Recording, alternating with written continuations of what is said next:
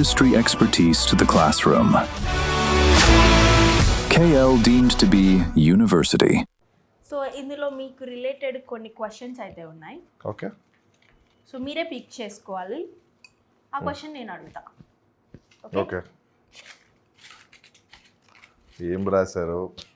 ఎలా కట్ చేస్తున్నారు మీరు? Blue is my favourite colour, so అందుకని బ్లూ బ్లూ. తీసుకున్నారు. యా. ఓహో సూర్. ఓకే. ఇది అవ్వకుంటే నా లైఫ్ బాగుండేది అన్న మూమెంట్ ఏదైనా ఉందా? ఇది అవ్వకుంటే నా లైఫ్ బాగుండేది అంటే నాకు ఎవరు అడ్వైస్ చేసేవాళ్ళు లేరు. ఎందుకంటే మా ఫ్యామిలీలో ఎక్కువ చదువుకుంది నేనే. అండ్ ఏం చదువుకున్నారు? నేను I'm MBA, I'm advocate. So MBA చేసి అడ్వకేసీ చేసి అమెరికాకి వెళ్ళి ఎంబీఏ కంప్లీట్ చేసి మళ్ళీ వచ్చి ఇంకేదైనా చేయాలనుకుని ఎల్ఎల్బీ కంప్లీట్ చేసుకొని అడ్వకేట్గా ప్రాక్టీస్ చేస్తూ మూవీస్ చేస్తూ, సో ఇంత చదవాల్సిన అవసరం లేదు. మనకు అడ్వైజ్ చేసే వాళ్ళు ఎవరు లేకపోతే టైం వేస్ట్ అయిపోతుంది. సో నాకు ఒక అడ్వైజర్ లేక అలా ఏదేదో చేస్తూ ఇంకేదో జరిగిపోయి, అంటే చదవడం తప్పు అని అంటలేదు కానీ ఉన్నదానికంటే ఎక్స్ట్రా చదివేసి నిజంగా ఎల్ఎల్బీ చేయాలనుకుంటే ఎంబీఏ చేయాల్సిన అవసరం లేదు. అమెరికాకి వెళ్ళి ఎంబీఏ చేసి తర్వాత వచ్చి మళ్ళీ ఎల్ఎల్బీ కంప్లీట్ చేసుకొని తర్వాత కంప్లీట్ చేసి మళ్ళీ మూవీ ఇండస్ట్రీకి రావడము. సో నాకు ఒక అడ్వైజర్ ఉంటే బాగుండు, ఇది చేసేవని కాదు. అసలు అమెరికాకి వెళ్ళి చదివేసి ఎంబీఏ చేయాల్సిన అవసరం కూడా లేదు. నేను అక్కడి నుంచి వచ్చేసా కూడా. సో నాకు ఇవన్నీ అయ్యేటివి కాదు. ఎంబీఏ చేయడము ఇవన్నీ చేయడం డైరెక్ట్ నిజంగా ఇండస్ట్రీకి వెళ్ళాలంటే అరే నువ్వు ఇండస్ట్రీ ఇంట్రెస్ట్ కదా, నీకు ఇండస్ట్రీకి వెళ్తే బాగుండు. నాకు మొత్తం ఆయిల్ పడుతుంది.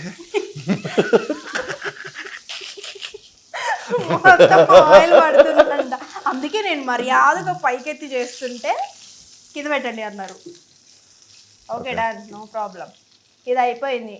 బహుత్ కష్ట హై, నాకు చాలా కష్టం ఇది. నాకు సంబంధం లేని టాపిక్ అండి ఇది. ఓకే, ఇవి కూడా పక్కన పెట్టుకోవాలా? పక్కన పెట్టేసింది. అన్ని పక్కన పెట్టేసి అన్ని లాస్ట్లో కలిపేస్తాడు. సో అలా నేను అనేది ఒక అడ్వైజర్ ఉంటే బాగుండేది. ఇంత డిలే చేసేసి లైఫ్ అన్సర్టన్గా వెళ్ళిపోయి, అంటే ఏమైపోతుంది అంటే లైఫ్లో అందరూ ఇంటర్ చేస్తే మనం ఇంటర్ చేయాలి, అందరూ డిగ్రీ చేస్తే మనం డిగ్రీ చేయాలి, ఇంజనీరింగ్ చేస్తే ఇంజనీరింగ్ చేయాలి, తర్వాత ఎంబీఏ చేయాలి. లిటరల్గా చెప్తున్నానంటే నీకు ఇప్పుడు మనకు ఎడ్యుకేషనల్ సిస్టమ్ చేంజ్ అవ్వాలి అనేది నా ఒపీనియన్. లిటరల్గా చెప్తున్నాను, నాకు అది ఒపీనియన్ ఎప్పటి నుంచో ఉంది. ఎవరికి ఏ ఇంట్రెస్ట్ ఉంటే దానిలో పంపించాలి, స్పోర్ట్స్ ఇంట్రెస్ట్ ఉంటే స్పోర్ట్స్లో పంపించాలి. Education is important for respect అని కానట్లే. కానీ ఇప్పుడు గమనిస్తే లిటరల్గా చెప్తున్నాను, చదువుకున్నాను కంటే చదువుకున్నోడికి ఎక్కువ సంపాదిస్తున్నాడు. ఎందుకంటే వాడికి ఎక్కువ టైం ఉంటుంది, సొసైటీ పైన ఎక్కువ హోల్డ్ ఉంటుంది వాడికి. హోల్డ్ ఉంటుంది. వాడు మనకంటే ఎక్కువ తొందర సంపాదించడం స్టార్ట్ చేస్తాడు. మనం ఏంటంటే చదువుకొని అన్ని చేసి తర్వాత జాబ్ చేసి ఆ డబ్బులు 1 లక్ష 2 లక్షల నెలకు వచ్చేసి ఆ 2 లక్షలు తగ్గట్టే మళ్ళీ కమిట్మెంట్స్. 10 రోజుల తర్వాత ఇదా ఓకే. సో 10 రోజుల తర్వాత రూపాయి ఉంటుంది జోబ్లో. ఏమైనా అవుతుందా? ఓకే, ఏమవుతుంది? చెప్పానా? ఆల్రెడీ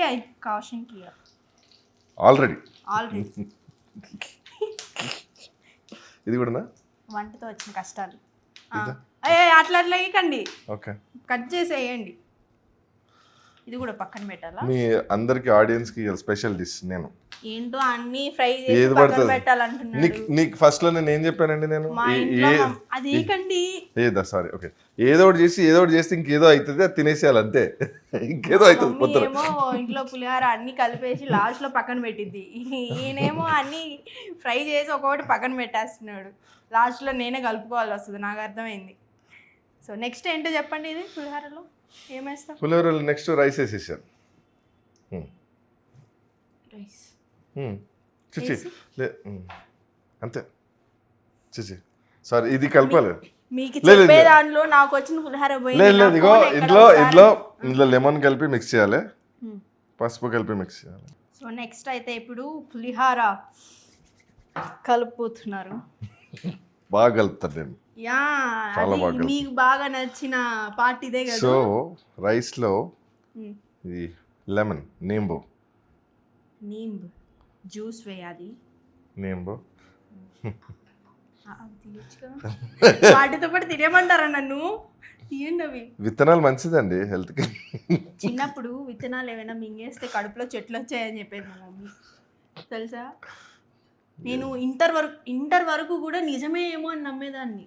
అవునా? అట్లా మీకు చిన్నప్పుడు మీ మమ్మీ ఏదైనా ఒక వర్క్ చేయకపోతే ఇలా చెప్తూ ఉంటారు కదా, ఇంట్లో జడేయించుకోకపోతే జుట్టు అల్లానే ఇట్లా అల్లుకొని పోయి పెద్ద ఊడల్లా వచ్చేస్తాయని మా మమ్మీ అన్నీ చెప్పేది.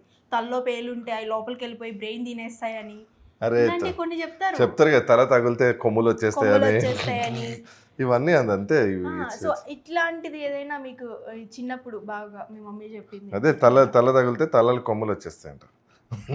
అర్థం మళ్ళీ తల గుద్దుతుండే, మళ్ళీ పట్టాల్సిందే. మళ్ళీ కాలు అంటే దాటితే మళ్ళీ రివర్స్ మళ్ళీ దాటాలని కాళ్ళు. ఇంకోటి నెత్తి మీద ఎవరైనా ఇట్లా ముట్టికాయ వేసారంటే మళ్ళీ కింద ఇలా కొట్టుకోవాలి, ఇలా కొడితే చిన్నగా అయిపోతామంట.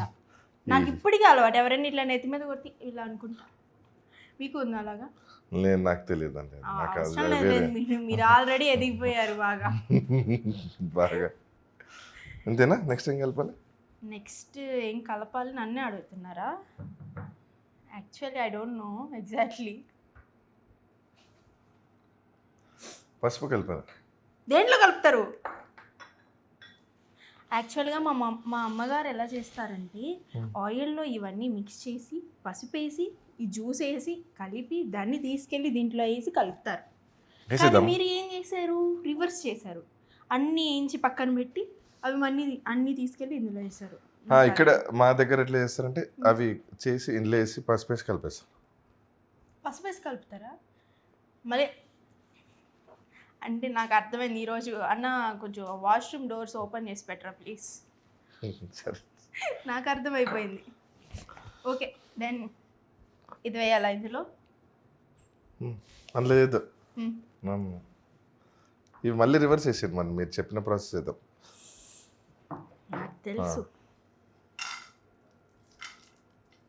ఈరోజు పులిహార కాస్త ఏదో అయిపోతుంది అయితే పర్వాలేదు. దీని పేరు పులిహోర టామ్ టామ్. ఏదో అవుతుంది, ఏదో అవుతుంది, నాకు అర్థమైంది. ఓకే ఇప్పుడు వేయండి టర్మరిక్ వేయండి లైట్గా.